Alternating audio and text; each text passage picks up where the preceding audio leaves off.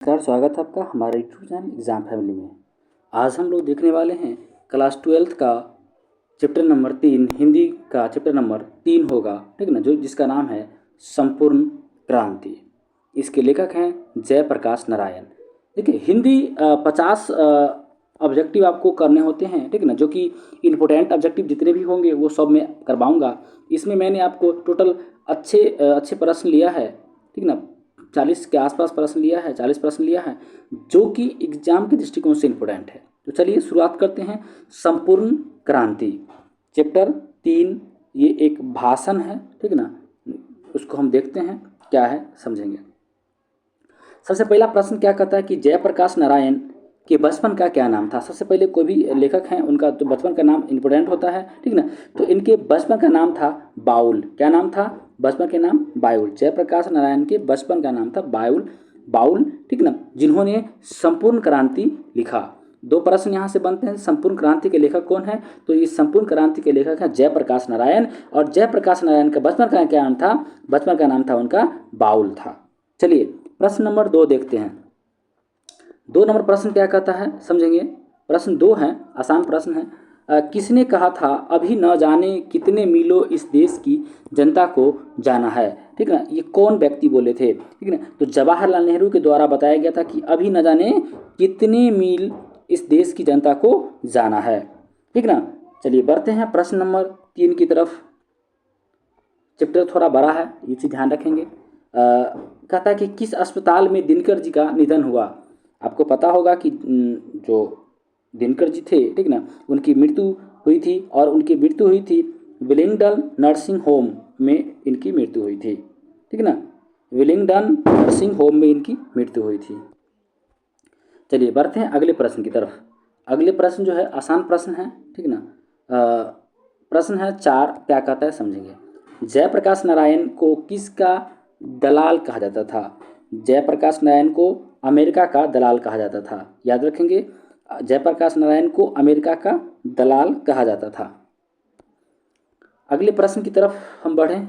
चलिए, प्रश्न थोड़ा लॉन्ग है, उसको थोड़ा जूम आउट कर लेते हैं। चलिए, प्रश्न है जयप्रकाश नारायण के स्वास्थ्य पर निगरानी रखने वाले डॉक्टर का क्या नाम था? जब इनके स्वास्थ्य बिगड़ा, ठीक ना, तो उस समय इनके जो स्वास्थ्य था उन पर निगरानी रखने वाले डॉक्टर कौन थे, ठीक ना। तो याद रखना, इनका जो डॉक्टर थे वो डॉक्टर का नाम था डॉक्टर रहमान। याद रखना, डॉक्टर रहमान, ये होगा राइट जवाब।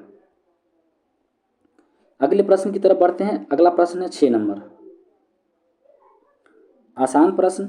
जयप्रकाश नारायण जी को किसका भाषण सुनकर अमेरिका जाने की प्रेरणा मिली, ठीक ना। जयप्रकाश नारायण जी को किसका भाषण सुनकर अमेरिका जाने की प्रेरणा मिली, ठीक ना। तो वो व्यक्ति स्वामी रामतीर्थ थे, स्वामी सत्यदेव थे, स्वामी विवेकानंद थे, स्वामी सहजानंद थे। देखिए, स्वामी सत्यदेव थे, उनकी भाषण सुनकर के जयप्रकाश नारायण को कहाँ जाने का मौका मिला, प्रेरणा मिली, अमेरिका। चलिए बढ़ते हैं प्रश्न नंबर 7 की तरफ। चलिए 7 प्रश्न क्या कहता है कि फ्री प्रेस के मालिक कौन हैं? फ्री प्रेस के मालिक कौन हैं? तो फ्री प्रेस के मालिक थे सदानंद। कौन थे? सदानंद फ्री प्रेस के मालिक थे। बढ़ते हैं प्रश्न नंबर 8 की तरफ। ब्रेन ऑफ बॉम्बे, क्या है प्रश्न? ब्रेन ऑफ बॉम्बे किसे कहा जाता है? तो ब्रेन ऑफ बॉम्बे के नाम से उमा शंकर दीक्षित को जाना जाता है। Brain of Bombay, Uma Shankar Dikshit. प्रश्न नंबर 9। चलिए, प्रश्न थोड़ा लॉन्ग है, देखिए। कहता है कि जयप्रकाश नारायण ने आईएससी यानी आईएससी इंटरमीडिएट ऑफ साइंस की परीक्षा कहाँ से पास की थी? तो ये बिहार विद्यापीठ से इन्होंने आईएससी की परीक्षा इंटरमीडिएट ऑफ साइंस से किया था। आगे बढ़ते हैं प्रश्न नंबर 10। खैर ये तो हिस्ट्री का क्वेश्चन है। लेनिन की मृत्यु कब हुई थी? याद रखना, लेनिन की मृत्यु 1924 में हुई थी। आप अगर 10th में पढ़े होंगे, ठीक ना, तो वहाँ पढ़ना है लेनिन के बारे में। तो 1924 में लेनिन की मृत्यु हुई थी। चलिए अगला प्रश्न है, आसान प्रश्न है, देखते हैं। थोड़ा जूम इन कर लेते हैं। चलिए, प्रश्न ऊपर है, आंसर नीचे है, ठीक ना। जयप्रकाश जयप्रकाश जी मार्क्सवादी कब बने, ठीक ना। ये मार्क्सवादी बने थे, कब बने थे, तो 1924 में बने थे, शायद लेनिन की मृत्यु के समय, ठीक ना। 1924 इसका सही जवाब होगा। 1924 जयप्रकाश नारायण मार्क्सवादी बने थे। अगला प्रश्न 12 नंबर है, कहता कि फर्नेश्वर नाथ रेणु की पुस्तक है, फर्नेश्वर नाथ रेणु की जो पुस्तक है वो निम्न में से कौन है, तो मैला आंचल जो है ये फर्नेश्वर नाथ रेणु की पुस्तक है। कौन, मैला आंचल। आगे बढ़ते हैं, प्रश्न नंबर 13, 1974 में बिहार प्रदेश के मुख्यमंत्री कौन थे, ठीक ना। 1974 में बिहार के मुख्यमंत्री के रूप में कौन थे, तो अब्दुल गफूर जो थे वो बिहार के मुख्यमंत्री थे 1974 में। बढ़ते हैं प्रश्न नंबर 14 की तरफ, क्या है सुनेंगे। प्रश्न 14 जो कहता है, किसे लोक नायक के नाम से जाना जाता है, तो जयप्रकाश नारायण को लोक नायक के नाम से जाना जाता है। अगला प्रश्न 15 नंबर प्रश्न है, आसान प्रश्न है, जयप्रकाश नारायण का जन्म कब हुआ था, तो जयप्रकाश नारायण का जन्म 11 अक्टूबर 1902 को हुआ था। याद रखेंगे, 11 अक्टूबर 1902 को बिहार में इनका जन्म होता है। राइट आंसर होगा ए। अगला प्रश्न, जयप्रकाश, पूरा प्रश्न देख लेते हैं, डी पूरा थोड़ा जूम आउट कर लेते हैं। चलिए, पूरा प्रश्न जो है, जयप्रकाश नारायण की पत्नी का क्या नाम था, तो इनकी पत्नी का नाम था प्रभावती देवी। याद रखेंगे, क्या नाम था, प्रभावती देवी। जयप्रकाश नारायण की पत्नी का नाम प्रभावती देवी। अगला प्रश्न 17 नंबर प्रश्न जो है क्या कहता है, कहता है कि reconstruction of India polity, reconstruction of Indian polity किसकी रचना है, ठीक ना। तो ये जयप्रकाश नारायण की रचना है, रिकंस्ट्रक्शन ऑफ इंडियन पॉलिटी। अगला प्रश्न, पड़जा पड़जा सोशलिस्ट पार्टी का गठन कब हुआ था। याद रखेंगे, पड़जा सोशलिस्ट पार्टी का गठन जो 1952 में हुआ था। कब हुआ था, 1952 में। प्रश्न नंबर 19, प्रश्न 19 है कि जयप्रकाश नारायण को भारत रत्न की उपाधि कब दी गई थी। भारत रत्न जो है से दिया गया था 1900 कब, 98 में, 1998 में, 1998 में जयप्रकाश नारायण को भारत रत्न के लिए नॉमिनेट किया गया और उनको भारत रत्न की उपाधि 1998 में दी गई थी। चलिए बढ़ते हैं प्रश्न नंबर 20 की तरफ।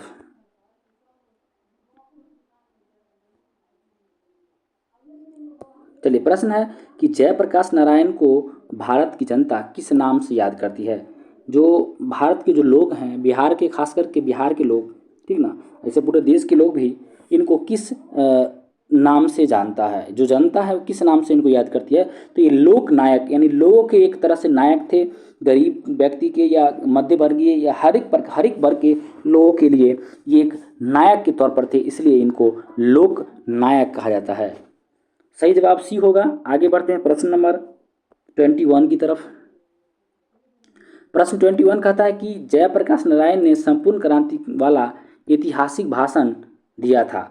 कहाँ से ये इन्होंने जो दिया था, याद रखेंगे कि 5 जून 1974 को पटना से ये इन्होंने दिया था ऐतिहासिक भाषण, ठीक ना। शायद यहाँ तो पर्टिकुलर जगह नहीं लिखा है, लेकिन पटना का गांधी मैदान ही हो सकता है, ठीक ना, जिसमें उन्होंने संपूर्ण क्रांति का ऐतिहासिक भाषण जो है से दिया था। आगे बढ़ते हैं प्रश्न नंबर 22। चलिए, कहता है कि जयप्रकाश नारायण के बचपन का क्या नाम था। इनका ये प्रश्न हम ऊपर देख चुके हैं, बाउल जो है इनके बचपन का नाम था, किनका, जयप्रकाश नारायण का। आगे बढ़ते हैं प्रश्न नंबर 23। चलिए, 23 प्रश्न क्या कहता है कि जयप्रकाश नारायण ने किस साल छात्र संघ आंदोलन का नेतृत्व किया था, ठीक ना। वो साल बताना है जिस साल जयप्रकाश नारायण ने किस छात्र आंदोलन में उन्होंने, यानी किस साल छात्र आंदोलन का नेतृत्व किया था, यानी छात्र के रूप में छात्र आंदोलन का नेतृत्व करने वाले व्यक्ति में से थे जयप्रकाश नारायण। तो वो साल बताना है कि कब किया गया था, तो साल होगा 1974। इसी 1974 में उन्होंने आंदोलन किया था और ये ऐतिहासिक भाषण भी दिया था। चलिए बढ़ते हैं प्रश्न नंबर नेक्स्ट। चलिए, इनके पिताजी का क्या नाम था? आइए, जयप्रकाश नारायण के पिताजी का क्या नाम था? जो जयप्रकाश थे उन नारायण, उनके पिताजी का क्या नाम था? तो इनके पिताजी का नाम था हरसुध दयाल। याद रखने, हरसुध दयाल इनके पिताजी का नाम था। किनके पिताजी का नाम? जयप्रकाश नारायण के पिताजी का नाम था हरसुध दयाल। नेक्स्ट प्रश्न 25 नंबर प्रश्न का था कि जयप्रकाश नारायण रचित पाठ का नाम क्या था? जयप्रकाश नारायण के द्वारा जो रचित पाठ है उस पाठ का क्या नाम था? तो इस पाठ का नाम था संपूर्ण क्रांति। क्या होगा राइट जवाब? सी, संपूर्ण क्रांति। चलिए बढ़ते हैं प्रश्न नंबर 26 की तरफ। चलिए 26 नंबर प्रश्न का था कि संपूर्ण क्रांति है क्या? ठीक ना, तो याद रखेंगे संपूर्ण क्रांति जयप्रकाश नारायण के द्वारा दिया गया ऐतिहासिक भाषण। क्या? ऐतिहासिक भाषण है। ठीक ना, तो ये इसका राइट जवाब होगा बी, भाषण। इसी संपूर्ण क्रांति से और इसी भाषण से जो जयप्रकाश नारायण की ख्याति है पूरी दुनिया में फैल गई और इनको लोग लोकनायक के रूप में जानने लगे। चलिए आगे बढ़ें। Question number 27। चलिए अगला प्रश्न है कि संपूर्ण क्रांति किसकी रचना है? जो संपूर्ण क्रांति है वो रचना किसकी है? राम मनोहर लोहिया का, डॉक्टर अंबेडकर का, कर्पूरी ठाकुर का और जयप्रकाश नारायण का। ठीक ना, जो भी व्यक्ति का मैंने नाम लिया सब के सब बिहार के थे। ठीक ना, और एक बिहारी 100 पे भारी। ठीक ना, चलिए तो प्रश्न इसका राइट जवाब होगा डी, जयप्रकाश नारायण। राम मनोहर लोहिया हो गए, डॉक्टर अंबेडकर हो गए, कर्पूरी ठाकुर हो गए, जयप्रकाश नारायण हो गए। ये सब जितने भी व्यक्ति थे ये सब एक तरह से देश को आगे बढ़ाने में महत्वपूर्ण इनका योगदान था। ठीक ना, ये कहें कि एक तरह से ये बिहार के एक तरह से हीरा थे। ठीक ना, इनका नाम आज भी बड़े सम्मान से लिया जाता है। चलिए बढ़ते हैं प्रश्न नंबर 28 की तरफ। 28 नंबर प्रश्न क्या कहता है समझेंगे। आसान प्रश्न है कि संपूर्ण क्रांति पाठ में दिया गया भाषण किसका है? ये जो संपूर्ण क्रांति है इसमें किनके द्वारा भाषण दिया गया था? जयप्रकाश नारायण के द्वारा, रामधारी सिंह दिनकर के द्वारा, भगत सिंह के द्वारा, इनमें से कोई नहीं। तो देखिए संपूर्ण क्रांति की जब ही बात आएगी तो एक एक ऑप्शन होगा सही ए, और वो है जयप्रकाश नारायण। ठीक ना, इन्होंने ही संपूर्ण क्रांति का नारा, ठीक ना, संपूर्ण क्रांति का नेतृत्व और संपूर्ण क्रांति में भाषण दिया था। ठीक ना, ये एक ऐतिहासिक पल था हमारे बिहार के, हमारे देश के लिए।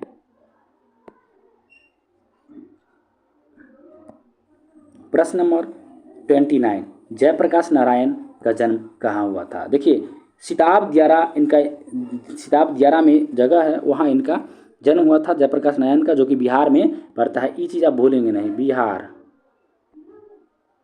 बिहार में इनका जन्म हुआ था। बढ़ते हैं क्वेश्चन नंबर 30।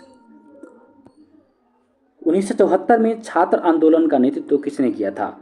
साल 1974 और छात्र आंदोलन, नाम जयप्रकाश नारायण, ऐतिहासिक पल, ऐतिहासिक भाषण। चलिए तो इसका राइट जवाब होगा डी, जयप्रकाश नारायण। 1974 में छात्र आंदोलन का नेतृत्व करते हुए उन्होंने एक संपूर्ण क्रांति का नारा दिया, संपूर्ण क्रांति का एक तरह से बोल सकते हैं भाषण दिया। ठीक ना, और ये एक छात्र नायक के रूप में, लोक नायक के रूप में उभर करके सामने आए। नाम था जयप्रकाश नारायण, जो कि बिहार का सबसे बड़ा, बहुत बड़ा हस्ती थे। चलिए बढ़ते हैं प्रश्न नंबर 31 की तरफ। कहता है कि संपूर्ण क्रांति की शुरुआत कब हुई थी? आपको वो साल का नाम बताना है जिस साल में संपूर्ण क्रांति की शुरुआत हुई थी। तो जी हाँ, संपूर्ण क्रांति की जो शुरुआत हुई थी 1974 में हुई थी। याद रखेंगे डेट, 1974 में संपूर्ण क्रांति और जयप्रकाश नारायण। मैं कुछ चीज़ों को थोड़ा हल्का अलग टाइप के हाईलाइट करता हूँ। ठीक ना, ये चीज़ ध्यान रखेंगे। चलिए प्रश्न देख लेते हैं। चलिए 32 नंबर प्रश्न है कि जयप्रकाश नारायण समाज की सेवा के लिए किस पुरस्कार से सम्मानित हुए थे? यानी जयप्रकाश नारायण को किस पुरस्कार से सम्मानित किया गया था? अर्जुन पुरस्कार से सम्मानित किया गया था, नोबेल पुरस्कार से या मैग्सेसे सम्मान और या गांधी सम्मान। देखिए ये एक ऐसे व्यक्ति थे जिनको अगर कोई सम्मान दिया जाए तो कम नहीं है, लेकिन यहाँ पर समाज सेवा के लिए जो इनको दिया गया था वो मैग्सेसे सम्मान दिया गया था। इसका राइट जवाब होगा सी, मैग्सेसे सम्मान। बढ़ते हैं प्रश्न नंबर 33। जयप्रकाश नारायण मद्रास में अपने किस मित्र के साथ रुके थे? बताना है। ये जो मद्रास में रुके थे तो वो किस मित्र के यहाँ रुके थे? तो याद रखेंगे कि ईश्वर अय्यर इनका एक मित्र था, ठीक ना, जो कि मद्रास में रहता था। तो इसी उन्हीं के यहाँ, ठीक ना, मद्रास में ये रुके थे। सी इसका राइट जवाब होगा ईश्वर अय्यर। प्रश्न नंबर 34। बस अब हम प्रश्न नज़दीक आ रहे हैं, ठीक ना, मात्र 40 प्रश्न ही बचा हुआ, 40 प्रश्न हैं, ठीक ना। प्रश्न है कि जयप्रकाश नारायण के अनुसार देश की भविष्य किसके हाथों में है? जयप्रकाश नारायण जो संपूर्ण क्रांति के सारे कर्मधार उन्हीं के कंधों पर था, ठीक ना। संपूर्ण क्रांति का नारा उन्होंने दिया था। ये बताते हैं कि जो देश है हमारा, देश का जो भविष्य है, ठीक ना, वो देश का भविष्य हमारे नए पीढ़ी, नए युवा जवान के हाथ में है, यानी नई पीढ़ी के हाथों में है हमारा देश का भविष्य। जैसे आप लोग पढ़ रहे हैं तो आप लोग देश का एक भविष्य हैं, इसीलिए कहते हैं ना कि मन लगा के पढ़िए, क्योंकि आप लोग ही देश का भविष्य हैं। आप लोग अगर अच्छे से पढ़िएगा तो ही हमारा देश एक सुरक्षित हाथों में जाएगा।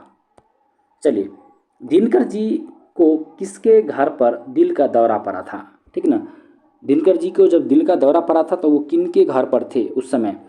याद रखेंगे, रामनाथ जी गोयनका, ठीक ना, वो उनके ही घर पर थे उसी समय जो है से इनके दिल का दौरा पड़ गया था, ठीक ना। राइट जवाब होगा ए, रामनाथ जी गोयनका। आगे बढ़ते हैं, प्रश्न नंबर 36 कहता है कि संपूर्ण क्रांति का नारा किसने दिया था? तो जयप्रकाश नारायण संपूर्ण क्रांति के नारा दिए थे। याद रखेंगे, जयप्रकाश नारायण संपूर्ण क्रांति के नारा। जयप्रकाश नारायण बिहार विद्यापीठ में कौन सी परीक्षा पास की थी? तो ISC की परीक्षा इन्होंने बिहार विद्यापीठ से पास की थी। प्रश्न नंबर 38। चलिए, प्रश्न नंबर 38 कहता है कि पुलिस के बड़े उच्चाधिकारी ने किसके मुंह से सुना था कि जयप्रकाश नारायण नहीं होते तो बिहार जल गया होता, ठीक ना। यानी पुलिस के एक बड़े अधिकारी, उच्च अधिकारी जो थे, उन्होंने किसके मुख से सुना था कि यदि जयप्रकाश नारायण नहीं होते, ठीक ना, तो बिहार अभी तक जल गया होता, ठीक ना। तो वो दीक्षित जी थे, ठीक ना, जिन्होंने बताया था, उन्हीं के मुंह से उच्च अधिकारी ने सुना, ठीक ना, कि अगर वास्तव में जयप्रकाश नारायण नहीं होते तो आज पूरा बिहार जल गया होता। बढ़ते हैं प्रश्न नंबर 39 की तरफ। चलिए, आसान प्रश्न है, 39 नंबर प्रश्न है। बढ़ते हैं, जयप्रकाश नारायण किस मित्रता को ठोस मानते थे? जयप्रकाश नारायण के द्वारा कैसी मित्रता जो है वो ठोस मानी जाती थी? तो पुराने ज़माने के, नए ज़माने के, अंडरग्राउंड ज़माने के, ठीक ना। यानी अंडरग्राउंड ज़माने के जो मित्रता होती थी वो ठोस मित्रता होती थी, ठीक ना। याद रखेंगे, अंडरग्राउंड ज़माना।